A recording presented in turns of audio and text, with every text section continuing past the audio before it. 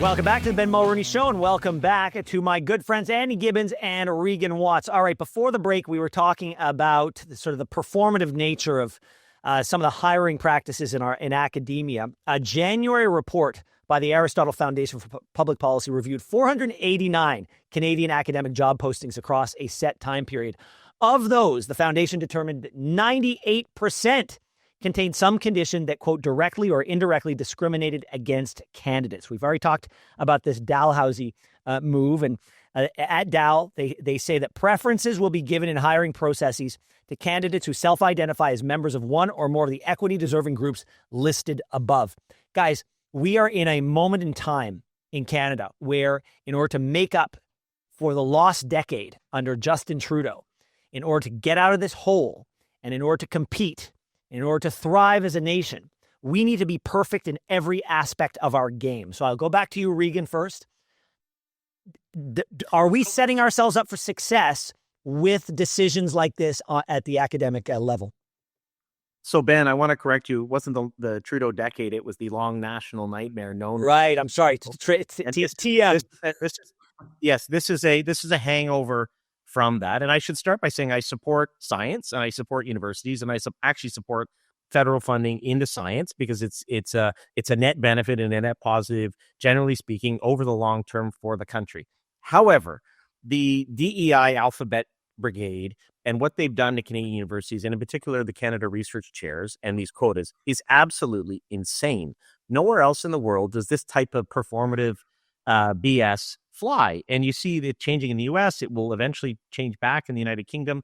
You know, what Dalhousie is looking for is a unicorn. And that was my daughter's 14th birthday yesterday. And if I could find a unicorn, I'd love to give her one, but I can't. And I think we need the Dalhousie and the rest of the university community to really get with the program here. Gad Saad from Concordia was at the House of Commons, I think it was last week, talking about AI positions at Waterloo, where I think, and I'm paraphrasing here, but he talked about the position only being open to women, transgender, gender fluid, non-binary, or two-spirited candidates. I'm not going to swear because it's live radio, but what the heck does that even mean? Yeah. And so we should be getting the best and brightest. DEI is dead. Woke is dead. We want progress, and perfect should not be the enemy of good or great when it comes to hiring the best people and doing the best research. Listen, I subscribe to everything you said, except that woke is not dead. It is in Canada. It is fighting for its life. Perhaps it's in its death rattle, or perhaps it's been lulling us into a false sense of security. But I've said that if there is a final battle for sort of the woke ethos, the Stalingrad battle will be taking place in Canada. Andy, over to you. Yeah, I mean, I think the faculty lounge is like that province in the Hunger Games. You know, it's the last place where there's a vestige of wokeism. I mean, how divorced are these people from the reality of Canada? Think of all the professional women we know in our life. Think of Regan's amazing daughter who's 14. Does she need a special carve out in a job description? I mean, it's absurd. This is Canada. This is a first world G7 country. Is that really required?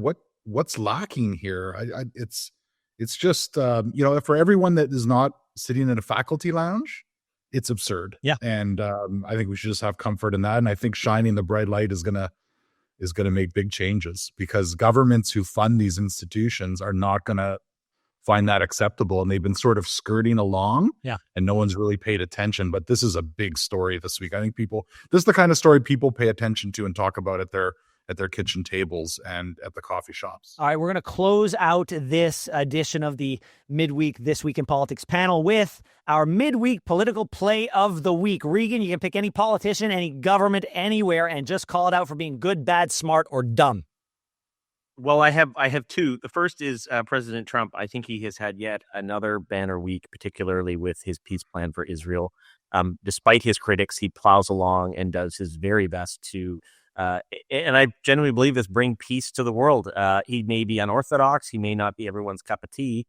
You can't ignore him, and he's absolute box office when he talks about issues. And I think he's had a very good week with this peace plan, particularly on the eve of Yom Kippur, which, if you compare that to what the government of Canada did with respect to Palestine and recognize the state of Palestine. It's a landmark move. The other politician I want to tip my hat to is Nigel Farage in the United Kingdom, who was outstanding and continues to lead in the polls by speaking to issues that real voters care about.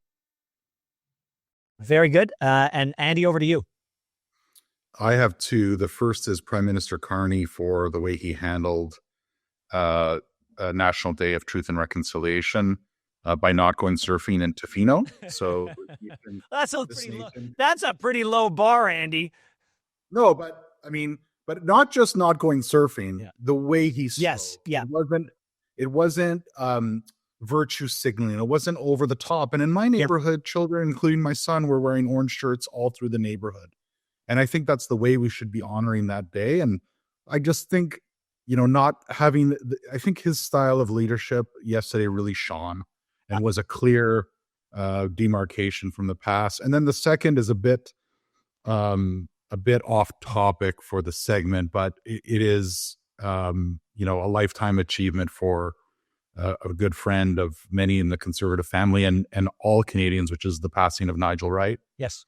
Someone who was in politics for all the right reasons and an impeccable gentleman of immense quality and achievement. And, if Canada had 1,000 more Nigel Wrights, imagine the country it would be. So just in honor of him and his contributions, I think we should, just pay deep respects to him and his contributions to the fabric of this country. Well, yeah, thank you for bringing him up. I was fortunate enough to spend a little bit of time with Nigel, and he was a wonderderful man.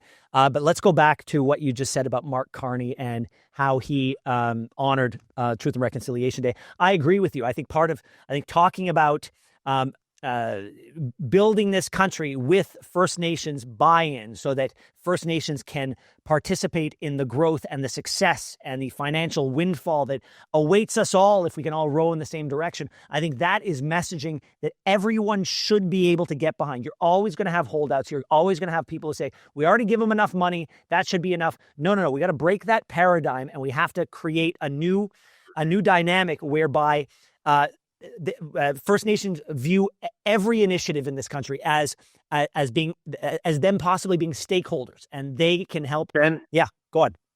I totally agree, and I totally agree with Andy. I just want to say, for the record, for your listeners and viewers who comment on YouTube, I see I'm not the only guy who likes Mark Carney on this panel, and Ben and Andy have joined me in the litter. I am not in the litter. I am not in the litter. I just challenge anybody to look at what I say as reflexively anti-Carney. When there is a reason for me to be pro-Mark Carney, I will throw my weight behind him entirely. And what he did yesterday was a really good, refreshing break from, I agree, the performative nonsense of just saying things, but creating an environment where First Nations can participate in the success that is this country, I think is a smart move. And he is bringing a new dawn to Canadian federal leadership, and he continues to get more right than he gets wrong. And I think Andy is absolutely right. He gets more right than he gets wrong as he pulls more right than he pulls left. I think that's fair, and I think he has a good instinct for where the country is at, and Andy commenting on his tone in particular was the kind of thing that gets me purring and keep.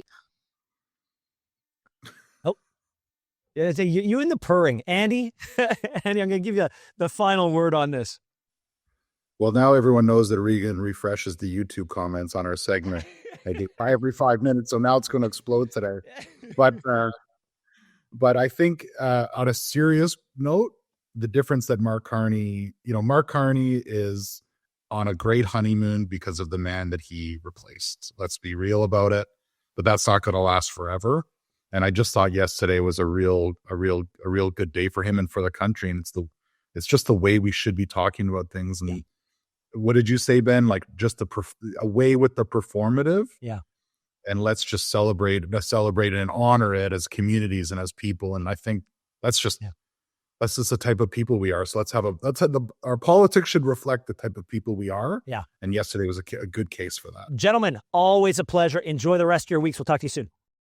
Thanks so much for watching the show. Now, if you enjoyed what you saw, hit that subscribe button so you never miss another episode of The Ben Mulroney Show.